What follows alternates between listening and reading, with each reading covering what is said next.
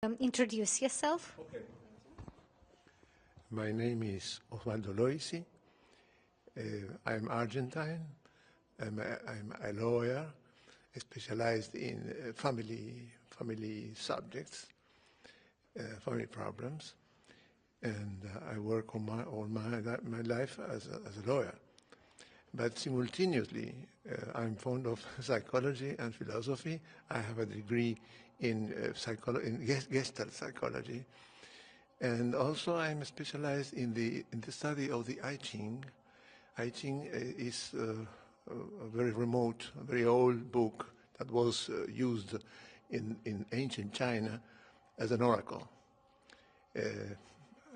When I met this book, really, it changed my life, because I found some things very important in it from the point of view of the philosophy and psychology, especially. Then I promised to myself to rescue this book from the shadows of New Age, and so really it was used in China and also here in Occident, in Western countries, as a crystal ball. It is a more important book. It has not to be used so badly. Then I promised to put it in the track on science. I was invited by University of London to deliver a talk, and then I deliver also several courses about this book in Argentina, in several universities. For example, Universidad del Salvador is a Jesuit university. Really, the man who discovered I Ching for the Western countries was a Jesuit in the 17th century. Then they were interested in study the book. Also, I found an interdisciplinary foundation to gather physicians, psychologists, philosophers, and gather to study the book seriously. And then I published my own book, I Ching, as a tool for enhancing consciousness. And I came here for the same subject. The other question was... how have you become familiar to the neural bits? Oh, yes. What effect did it? Yes, in last year in Riga, in EUROTAS conference in September, I met Lyudmila Skorteska, and we talked a little. I commented to her. I told her that I was diagnosed leukemia, a very rare type of leukemia is hairy cell leukemia, and I have this disease from 20 years or more. My platelets goes up and down, and really, there are very, very few people in the world with this type of leukemia. That's why it is not studied profoundly. I was told by my doctor that only 2% of all the leukemias are hairy cell leukemia. Well, she told me that I remember that in the hospital of Moscow, I thought they were studying a type of sounds, healing sounds, really, and I could. And she proposed me to try it for my leukemia.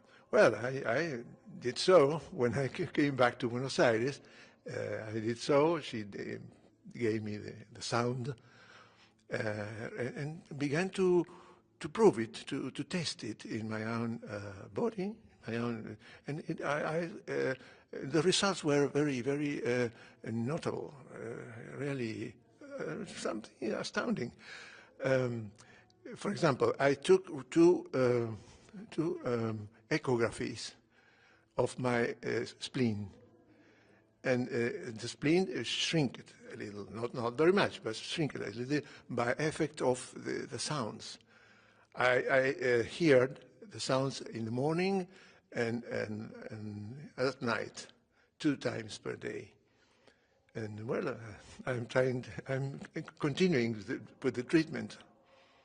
I'm very glad. So you are satisfied with the results? I beg your pardon? Are you satisfied with the results? Yes, I'm satisfied with the result. Yes. Essential improvement. Essential improvement. Yes, yes. Okay. And many times also there is another effect. Sometimes well, my spleen is very, very big, and sometimes it occupies parts of other visceras. Then I hear the music, and automatically the pain disappears. Mm-hmm. It's almost magic. Thank you. Could you say a few words about your practice as a psychologist? What are you doing? Because we want to introduce you on Daisy. If you would like, later or now, you could do some seminars, working with the auditorium. Oh yes, I would like to. Yeah, I did many times. What you are doing and how it helps people and why it's important. Yes. I would like to ask you to describe your professional activity and what is the importance of your professional, what is important and specific in your professional activities, and what effect or usefulness common people can get of this, of your work, of your professional work. Thanks. Well, I worked all my life as a lawyer, defending people with family problems. But recently I retired, and I can dedicate entirely to fostering the I Ching and to try to enhance really Western consciousness. So I Ching supplies some clues very important for us in this moment of our history, when there are so many problems. Individual problems, social problems, ecological problems. For example, the poles are melting, climate is changing, people suffer existential vacuum, as Frankl called existential vacuum, and drug addictions, etc., etc. Socially, for example, never before countries are in a permanent state of war. And all day, every day, they produces more lethal weapons. Really, the world has to change, and we have to begin changing our way of thinking. I think nobody said till now that we are thinking the same way Socrates invented. Socrates invented the logic, but the logic in itself has never questioned. We question the things that we think have risen by logic, the material, but not the formal, not the formalities. And I think gives us the possibility of a type of rationality more wide, because it is not attached to language, but to science, graphic science. Then every problem, when you project your problem in these graphics, you can see more than the language let us see. It's very interesting. So, and as I understood, you are practicing this knowledge of this book, and by this knowledge, you help other people to understand how they can improve something in their life. Am I right? Yes. Okay, but how does it work? Can you show us any real example to whom you have already helped, or to whom you have already advised something? or to whom you help to improve something, for example, just an example, real. Yes, in my country and also abroad, in England, for example, I deliver some courses, short courses for everybody who has problems apparently unsurmountable.